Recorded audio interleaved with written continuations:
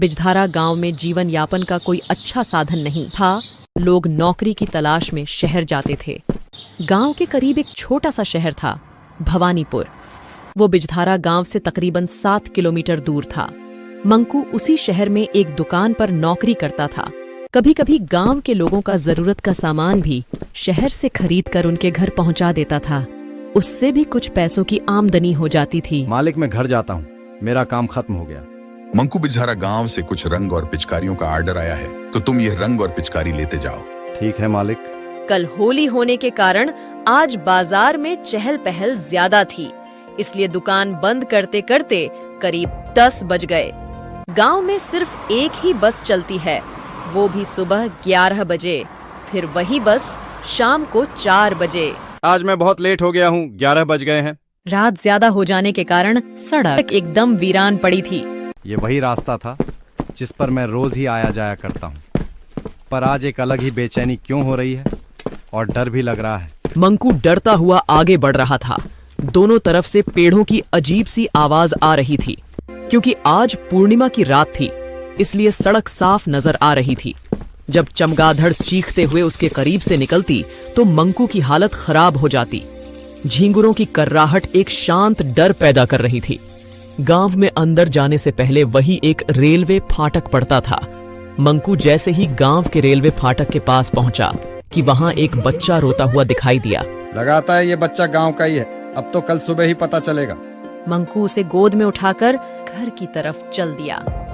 5 minute ही चला था कि उसे वो बच्चा भारी लगने लगा। उसने सोचा कि सामान है, शायद इसलिए भारी लग रहा है। अगले 5 मिनट में बच्चा और भारी लगने लगा। फिर कुछ ही मिनट बाद उसे कुछ घिसटने की आवाज आने लगी। ये आवाज लगातार कानों में आ रही थी।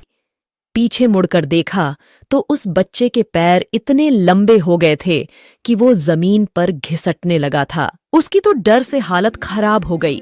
डरते डरते उस बच्चे की शक्ल की तरफ देखा तो बच्चा शैतान बन गया। सब सामान और बच्चे को वहीं फेंक कर भागने लगा।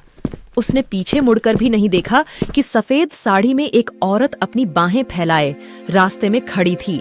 वो करीब 50 मीटर की दूर थी, जिसे डर कर मंकू दूसरे के घर में कूदकर घर के अंदर चला गया। पूरी रात वहीं रुका। सुबह वह अपने घर आया। ये बात सारे गांव में फैल गई। सबने कहा कि रेलवे ट्रैक पर कई छलावे होते हैं, हमें सावधान रहना चाहिए। एक गांव में 2 बहनें रहती थीं, चुरकी और मुर्की। चुरकी सांवली थी, वहीं मुर्की गोरी थी। सामान्य रंग के कारण चुरकी का विवाह एक गरीब परिवार में हुआ, वहीं मुर्की की सुंदरता देखकर एक अमीर घर में उसका विवाह हुआ। अपनी सुंदरता का घमंड तो मुर्की की पहले ही था। शादी के बाद उसमें अमीरी का भी घमंड हो गया। अरे चुरकी, यह तूने अपनी कैसी हालत बना रखी है। एक तो तेरा रंग पहले से ही काला है, ऊपर से कितनी धूप में पानी लाकर और भी काली हो गई है, और फिर तेरे फटे पुराने कपड़े। उसको जब भी मौका मिलता उसे नीचा दिखाने की कोशिश करती। चुरकी को उसकी बातें बुरी लगती थीं। चुरकी के दिन बड़ी तंगहाली में गुजर रहे थे। 2 वक्त की रोटी भी बड़ी मुश्किल से मिल पाती थी। एक दिन चुरकी ने सोचा कि अपने भाई से मदद मांगने जाती हूँ, वह कभी भी मना नहीं करेगा। सुनिए, मैं अपने भाई के पास जा रही हूँ कुछ मदद मांगने के लिए। बच्चों को पति के पास छोड़कर भाई के घर के लिए निकल गई। चुरकी को देखकर बूढ़ी गाय, बेटी जरा मेरे लिए थोड़ा सा चारा डाल दो। चुरकी ने घास उठाकर गाय के पास रख दी। धन्यवाद चुरकी।